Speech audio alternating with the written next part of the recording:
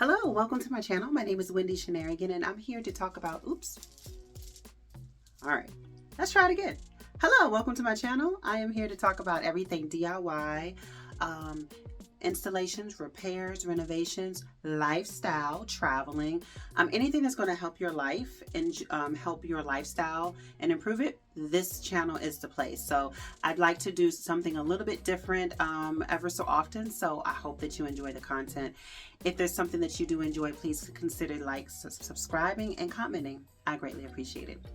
So today we wanted to talk about traveling, and so I actually started back traveling via train. A train, yes, because I always do videos on airplanes and flights, but today I wanted to talk about trains. And so I wanted to talk about my recent experience and what I plan to do in the future, and that is utilizing the train system much more frequently. It is more affordable, less hassle.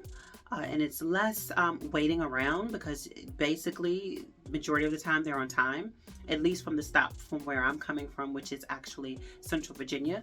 So I wanted to tell you the pros and the cons. So let me talk about the pros first. The pros is the cost. It was only $16 one way to go from Richmond, Virginia, or the Central Virginia area, all the way up to Washington, D.C. Now, if you're not from this area, it normally takes about 2 hours, 2.5 hours to get to Washington, D.C. with good traffic. All right. And so when there's bad traffic, when there typically is bad traffic, because you do have 6 interstates going into one, combined into one area per se, it typically takes about 3.5 hours, especially during the time frame that I went. I went during rush hour, which is on a Tuesday around about 7:30 in the morning, and I left at 5:45, which again, that is rush hour time. So $16 one way, so for both way $32. And then if you want to try to get the insurance is $9. So if for some reason you would like to cancel, you can get majority of your money back. So which is typically what? That's a full tank of gas. Well, not even a full tank of gas. So basically you're sitting back chilling on a train for the cost that it would have taken you to drive yourself, the cost of gas. So that's number one. Number two, the space. So the space is magnificent. The same amount of space that you would get on a first class ticket, airline ticket, it's the same amount of space you would get on a train. The amenities is pretty much the same. You get a little plate, a tray where you can put your laptop. You also get a different areas where you can plug in your electronics. Typically, you are sitting by yourself, at least in this, and coming from the Richmond, Virginia area all the way up to DC. So again, a lot of great space. The customer service, number 3, phenomenal. I felt like I was talking to my cousin or my uncle. The employees were just great, nice and friendly, and they wanted to help. There were more than enough employees to assist at the stations than needed. So I thoroughly enjoyed that. Now, it was also on time. So although we'll get about the con in a second, they canceled one of my tickets, but the tickets that I rescheduled for, it was on time. So that is something to think about if you're trying to travel for business. At least if you're trying to travel and it'll take about 2 to 3 hours to get there, train is the way to go.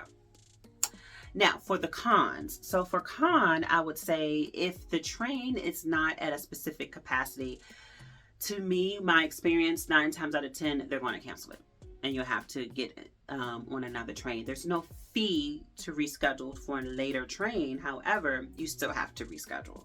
When I booked my ticket, it was at 30% capacity. And so with that, I had a feeling they were going to reschedule it, and they did. Well, cancel it, and they did. So just think about that when you're booking your flight. They have a great rewards program. So that's number 2. I should have added in the pro section. So, but I just signed up for that. So I don't have a lot of comments about that yet, but that will be soon to come. Also, if you're traveling to DC, Main Street, Central Station, at that point, they will, if you have to travel up through to DC and go further north, they will have to switch out the engine. So you will be on the train without electricity for at least 30 minutes to an hour, because they have to switch their staff and the engine from diesel to, I think, electric. So be prepared to wait on the train. Okay. Another thing is about in this, at least at the station in DC, it is open to the public. It is not like a plane ride where you can actually, well, not plane ride, excuse me, an airport where you go through security. Everyone there, they're going to be flying. You will get some riffraff. So it's, you never know what you're going to get when you get it going there. You just never know. But the good part about it, at least for in DC, there were a lot of police officers there. A lot. So I felt very safe and secure. And then I don't think there were any other cons other than there was a lady making a weird noise and I couldn't figure out what she was doing. But hey, that's on a flight as well. So, I mean, you can't really say too much. Now, what's at the DC station? So downstairs in the base, I call it the basement, but on the first floor, a lot of great places you can eat. There were a lot of places where you could shop. It really looked like a small airport. Basically, that's exactly what it is, a small airport. So if you're going there, also once you leave out, there are tons of taxis, tons of Ubers just waiting to serve you. So that is another pro as well. Generally, I will say that if you are trying to travel 2 hours or 3 hours or less, the train is the greatest way to go. But if it's more than that, then you probably will get bored on the train because it's going to take a little bit, it's going to take longer to get there. And if you're trying to get there quicker, then the plane is definitely the way to go if it's 3 hours or more, unless you don't mind sitting and just, you know, your train will have to stop periodically and you don't mind that and it's longer than 3 hours and it's great. Me, I'm trying to get to my destination and get back quickly, so that's just me. Another tip that I will tell you is when you're on the train, I would definitely bring some like a coat, hoodie or something, because it did get a little bit cold or chilly, but I had my blazer, so I didn't really have to worry about that. And I think that's about it. Overall experience, great experience. I can't complain. I mean, it was pretty good. I can't complain at all. But it's not like a plane ride where you have to try to get your tickets early.